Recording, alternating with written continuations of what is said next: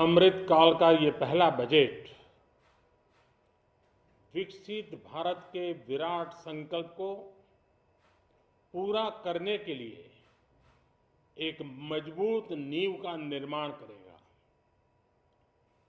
ये बजट वंचितों को वरीयता देता है।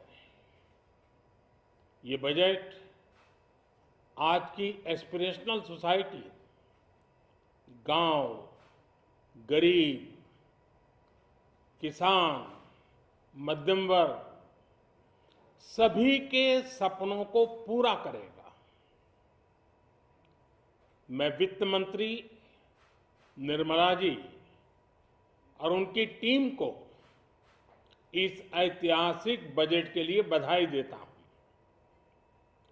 साथियों, परंपरागत रूप से अपने हाथ से औजारों और टूल्स से कड़ी मेहनत कर कुछ न कुछ सृजन करने वाले करोड़ों विश्वकर्मा इस देश के निर्माता हैं। लोहार, सुनार, कुम्हार, सुथार, मूर्तिकार, कारीगर, मिस्त्री, अनगिनत लोगों की बहुत बड़ी लंबी लिस्ट है। इन सभी विश्वकर्माओं की मेहनत और सृजन को देश इस बजट में पहली बार अनेक प्रोत्साहन योजना लेकर के आया है।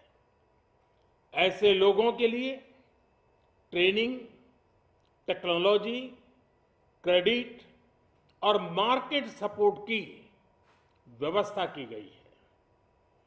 पीएम विश्वकर्मा कौशल सम्मान यानी पीएम विकास करोड़ों विश्वकर्माओं के जीवन में बहुत बड़ा बदलाव लाएगा। साथियों, शहरी महिलाओं से लेकर गांव में रहने वाली महिलाएं हो, कारोबार रोजगार में व्यस्त महिलाएं हो या घर काम में व्यस्त महिलाएं हो, उनके जीवन को आसान बनाने के लिए बीते वर्षों में सरकार ने अनेकविध कदम उठाए हैं। जल जीवन मिशन हो, उज्ज्वला योजना हो, पीएम आवास योजना हो, ऐसे अनेक कदम, इन सबको बहुत बड़ी ताकत के साथ आगे बढ़ाया जाएगा। उसके साथ साथ महिला सेल्फ हेल्प ग्रुप एक बहुत बड़ा सामर्थ्यवान क्षेत्र आज भारत में बहुत बड़ी जगह अपने आप एक्वायर कर चुका है। उनको अगर थोड़ा सा बल मिल जाए तो मिरेकल कर सकते हैं। और इसलिए विमेन सेल्फ हेल्प ग्रुप उनके सर्वांगीण के विकास के लिए नई पहल इस बजट में एक नया आयाम जोड़ेगी। महिलाओं के लिए एक विशेष बचत योजना भी शुरू की जा रही है और जनधन अकाउंट के बाद ये विशेष बचत योजना सामान्य परिवार की गृहिणी माताओं बहनों को बहुत बड़ी ताकत देने वाली है। ये बजट सहकारिता को ग्रामीण अर्थव्यवस्था के विकास की धुरी बनाएगा। सरकार ने कोऑपरेटिव सेक्टर में दुनिया की सबसे बड़ी अन्न भंडारण योजना बनाई है, स्टोरेज कैपेसिटी। बजट में नए प्राइमरी कोऑपरेटिव्स बनाने के लिए एक महत्वाकांक्षी योजना का भी ऐलान हुआ है। इससे खेती के साथ साथ दूध और मछली उत्पादन के क्षेत्र का विस्तार होगा। किसानों, पशुपालकों और मछुआरों को अपने उत्पाद की बेहतर कीमत मिलेगी। साथियों, अब हमें डिजिटल पेमेंट्स की सफलता को एग्रीकल्चर सेक्टर में दोहराना है। इसलिए इस बजट में हम डिजिटल एग्रीकल्चर इंफ्रास्ट्रक्चर की एक बहुत बड़ी योजना लेकर आए हैं। आज दुनिया इंटरनेशनल मिलेट ईयर मना रही है। भारत में मिलेट्स के अनेक प्रकार हैं, अनेक नाम हैं। आज जब मिलेट्स घर घर में पहुंच रहा है, पूरी दुनिया में पॉपुलर हो रहा है, तो उसका सर्वाधिक लाभ भारत के छोटे किसानों के नसीब में है। और इसलिए आवश्यक है कि नए तरीके से उसको आगे ले जाया जाए। इसकी एक नई पहचान, विशेष पहचान आवश्यक है। इसलिए अब इस सुपर फूड को श्री अन्न की नई पहचान दी गई है।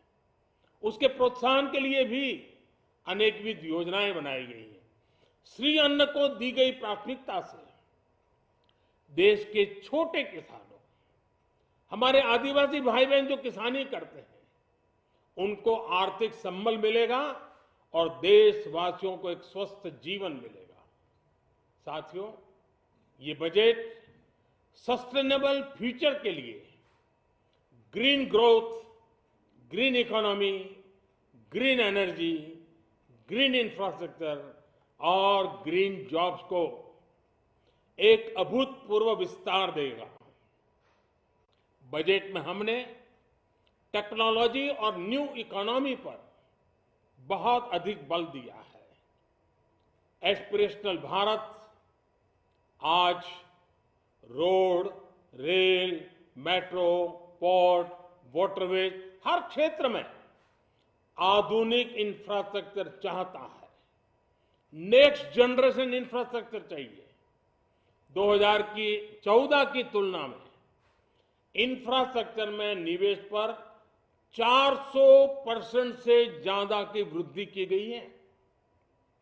इस बार इंफ्रास्ट्रक्चर पर 10 लाख करोड़ रुपए का अभूतपूर्व इन्वेस्टमेंट भारत के विकास को नई ऊर्जा और तेज गति देगा।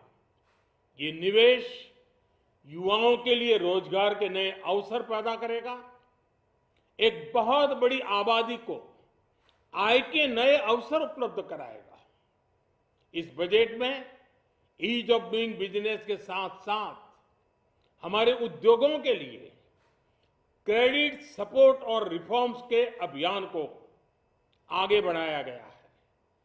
एमएसएमईज के लिए 2 लाख करोड़ रुपए के अतिरिक्त ऋण की गारंटी की व्यवस्था की गई है। अब प्रिजम्पटिव टैक्स की लिमिट बढ़ने से एमएसएमईज को ग्रो करने में मदद मिलेगी। बड़ी कंपनियां द्वारा एमएसएमईज को समय पर पेमेंट मिले, इसके लिए नई व्यवस्था बनाई गई है। साथियों, बहुत तेजी से बदलते भारत में मध्यम वर्ग, विकास हो या व्यवस्था हो, साहस हो या संकल्प लेने का सामर्थ्य हो, जीवन के हर क्षेत्र में आज भारत का मध्यम वर्ग एक प्रमुख धारा बना हुआ है।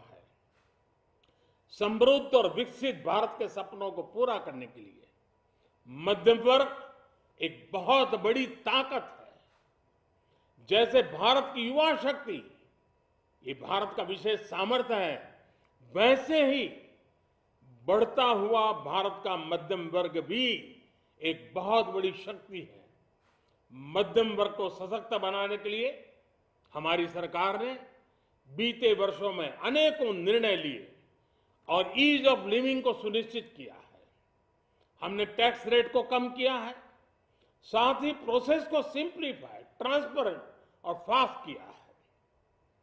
हमेशा मध्यम वर्ग के साथ खड़ी रहने वाली हमारी सरकार ने मध्यम वर्ग को टैक्स में बड़ी राहत दी है।